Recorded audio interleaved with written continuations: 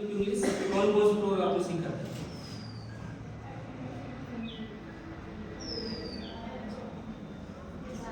बता रहे देखना पड़ेगा। So I think that you start near about 10 proverbs. So basically you have to understand that in Hindi to English proverb translation we just to find out equivalent, not exact translation. Not exact translation, हमको exact translation नहीं तलाशना है, हमको क्या करना है उसका equivalent क्या होगा वो तलाशना है ना। जैसे मैं यहाँ एक प्रोवर्ब लिखूं, 100, इसको आप सुना होगा, 100 चूहे खाकर बिल्ली चली हज को, बिल्ली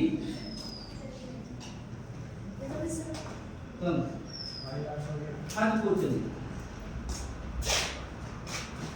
और किसी का नाम है Mice after eating, after eating 100 mice, the cat आगे वाला finally went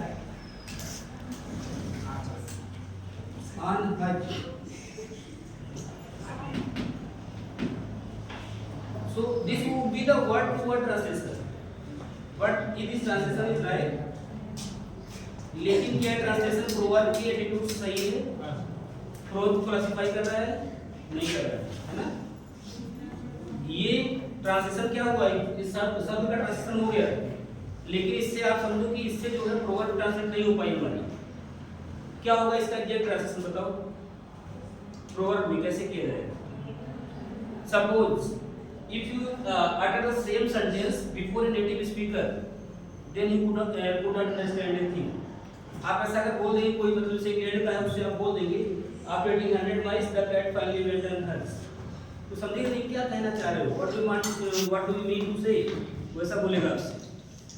तो इसको क्या बनाओगे इंग्लिश में, क्या बन सकता है आप लोग बताएं। सर क्या क्या इसी का इंग्लिश इक्विवेलेंट क्या होगा, इंग्लिश में प्रोवर्ब क्या बनाया जा सकता है? हाँ, आज हाथ क्या हज मतलब यात्रा, हज यात्रा।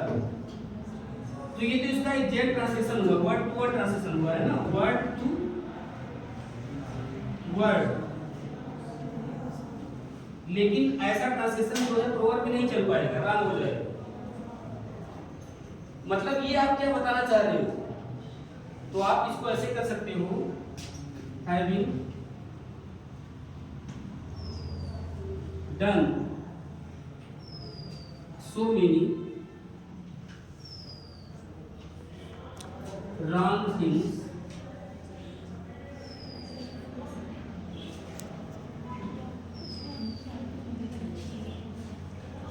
he pretends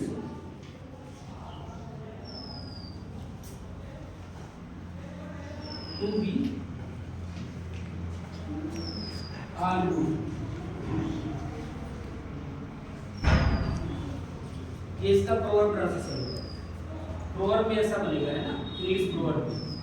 तो ये वाला एग्जैक्ट सही होगा, मतलब यहाँ पर आप जो है अपने मैटर को क्लियर कर दे रहे हो, क्या बोलना चाह रहे हो आप, having done so many wrong things, बहुत सारी गलतियां करने के बाद ही pretends to be all good, वो बहाना करता है कि सब सही नहीं करते है ना।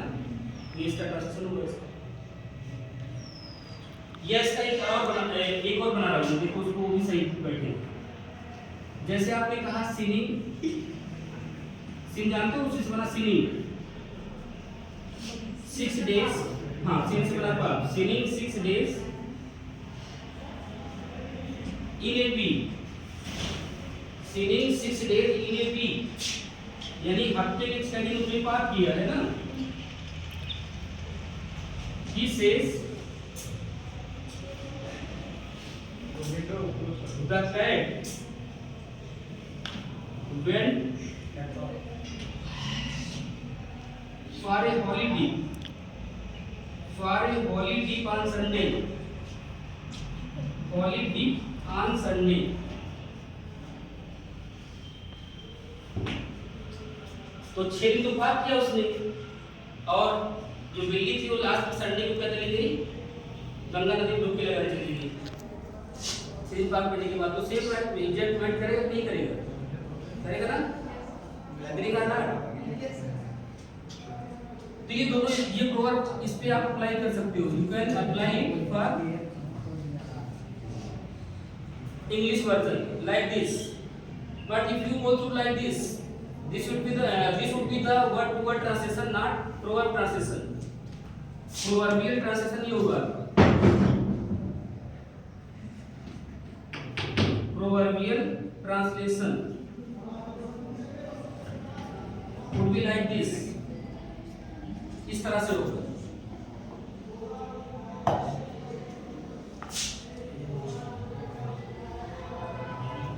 चलो दूसरा बताते हैं। आपने हिंदी में सुना होगा फेमस प्रोवर्ब, हर दिन दिवाली नहीं होती, हर दिन दिवाली नहीं होती, इसे ट्रांसलेट करो इंग्लिश में। दिवाली नहीं होती, every day is not Diwali. Yes sir. हाँ, तो ये तो वर्ड टू वर्ड ट्रांसलेशन हो जाएगा ना। प्रोवर्ब में क्या होगा, प्रोवर्ब में क्या होगा, not every day is Diwali. No no no no I don't know. तो मान लो कि आप जैसे इंग्लैंड वाले किसी को बताना चाह रहे हो, तो इंग्लैंड में दिवाली मनाई नहीं जाती, वहाँ कैसे समझ पाएगा वो, एक अंग्रेज कैसे समझेगा, क्यों ये जो बोले वाले इस तरह नहीं समझ पाएगा। हम जान इसके लिए इंग्लिश में प्रोवर्ब है every day is not Sunday, सुना होगा सबने, yes sir. Every day is not a Sunday, वहाँ संडे का मतलब दिवाली है। हाँ देखो काफी वो सब देखो क्या होता है, हर दिन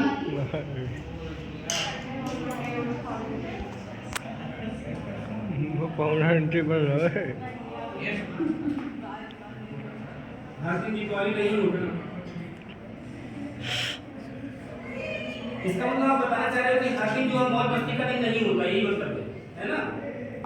तो आप इसको ऐसे नहीं करोगे every day is not Deepavali, ऐसे नहीं करोगे, every day is not holiday. Deepavali. ये तो इसका वर्ड टू वर्ड ट्रांसलेशन हो जाएगा, जो कि राम हो जाएगा। आपको अगर देखना है कि अंग्रेज की तरह सोचना है, अंग्रेज की तरह बिहेव करना है, तो आप क्या बोलोगे, every day is not a Sunday, every day is not a Sunday. ये इसका एग्जैक्ट ट्रांसलेशन होगा।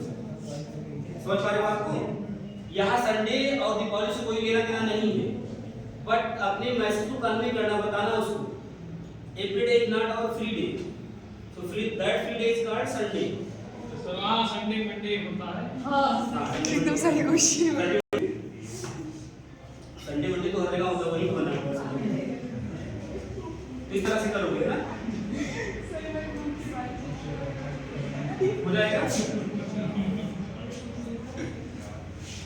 दूसरा प्रोवर्ब आपको पता है क्या, Sunday doesn't mean Deepavali, Sunday means weekend day और फ्री डे। संडे का मतलब यहाँ क्या है, फ्री डे, त्योहार वाला दिन।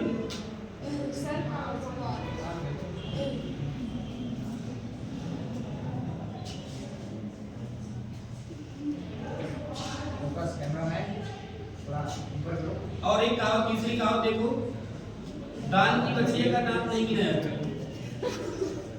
दान की बच्चिया, दान की बच्चिया समझते हो ना, का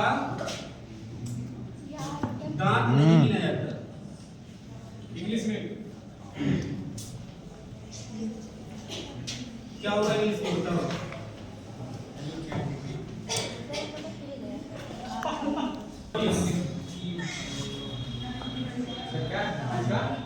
दान की बच्चिया का दांत नहीं गिनाया जाता।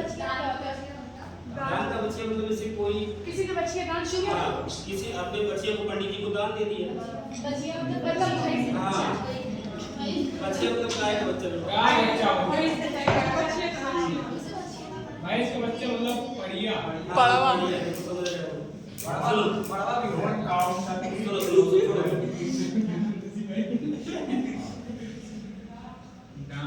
सो यहाँ पर आपका ये सेंस है, means you have to say something like this, suppose you want, you are getting free, in that case you do not count the caste, you do not make any mistake in that condition. अगर कोई चीज आपको free में दे रहा है तो उसका मतलब आप उसमें जो कोई उसमें काम नहीं कर, कमी नहीं कर सकते हैं ना, इसको ये कहना चाह रहा है। इसको इंग्लिश में एक प्रोवर्ब बना है, अब the beggars and borrowers can not be chooser. क्या बना उसके लिए? द बेगर्स, a beggars,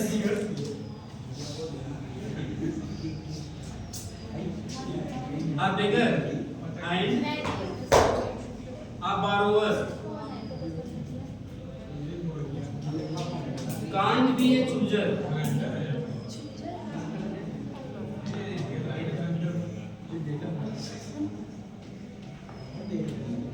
इसका मतलब ये भिखारी और उधार लेने वाला, भिखारी और उधार लेने वाला जो है उसको चूज करने का अधिकार नहीं है, वो चॉइस थोड़ी उसकी है ना। उसको आप 1 रुपए दोगे तब भी ले लेगा, 10 रुपए दोगे तब भी ले लेगा। सर आज भिखारी की कहते हैं। सही कहे।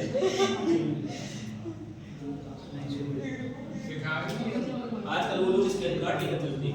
अरे सर गूगल पे भी लेके चलते हैं। हाँ सर, जी पे भी। दान की बच्चे दान की इसको, अगर आप इसको ऐसे वर्ड टू वर्ड जाओगे तो ये सब लाओगे बच्चे उसे तो गलत हो जाएगा ना। Yes sir. उसको आपको समझना है इंग्लिश इक्विवेलेंट क्या हो सकता है, इंग्लिश इक्विवेलेंट क्या हो सकता है।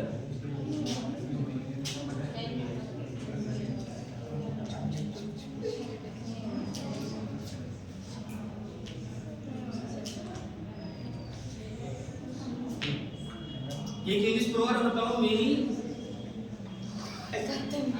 men, many mind, दूसरे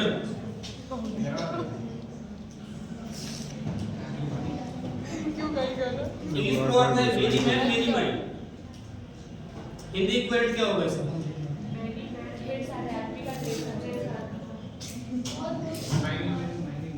सबकी अलग अलग राय होती है ना।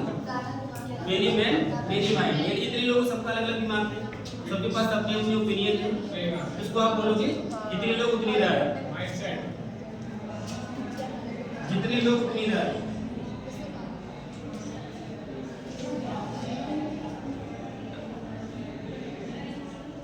उतनी